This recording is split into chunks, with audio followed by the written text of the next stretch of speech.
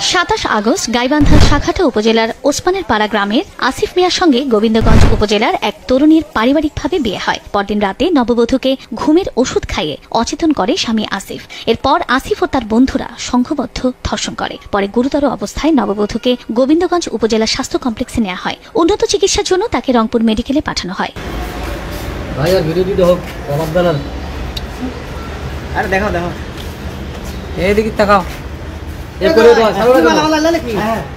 এই ঘটনায় জড়িতদের দৃষ্টান্তমূলক শাস্তির দাবি জানিয়েছেন স্বজন ও এলাকাবাসী। এই ঘটনা কিসপে বড়ি খিলেছে, 6টা বড়ি খাওয়াছে, তারপর রাতে 3টার সময় মুড়ি মাখা খিলেছে, পিঠে খিলেছে।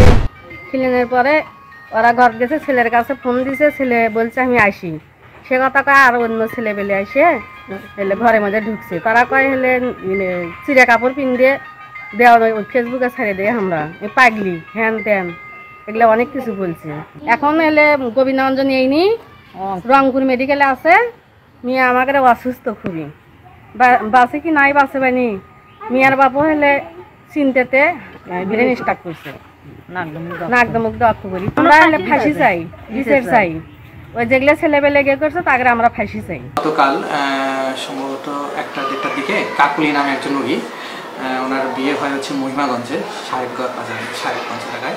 উনি আমাদের এখানে আসে গোবিন্দগঞ্জ স্বাস্থ্য কমপ্লেক্সে।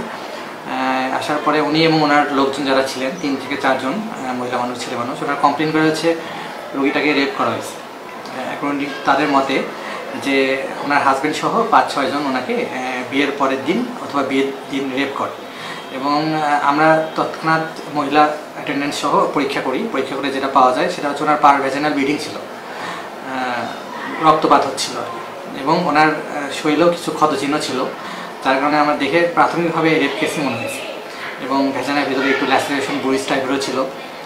পরে আমরা যেহেতু রক্ত যাচ্ছি ওই জন্য রক্ত ম্যানেজ করার জন্য হার্টসল এবং অন্যান্য ফ্লুইড টুলিড দিয়ে রক্ত বন্ধ করার ইঞ্জেকশন দিয়ে ভর্তি করে দিই।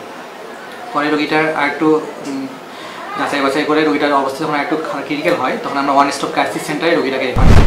আমাদের দাবি হচ্ছে যে যারা এই কুকর্মে লিপ্ত ছিল তাদের ফাঁসি চাই। শনিবার রাতে নববধূর ভাই বাদী হয়ে আসিফের নাম উল্লেখ সহ অজ্ঞাত আরো 5 থেকে 6 জনকে আসামি করে শাখাটা থানায় মামলা করেন। এই ঘটনায় জড়িত স্বামী সহ 7 জনকে আটক করে পুলিশ।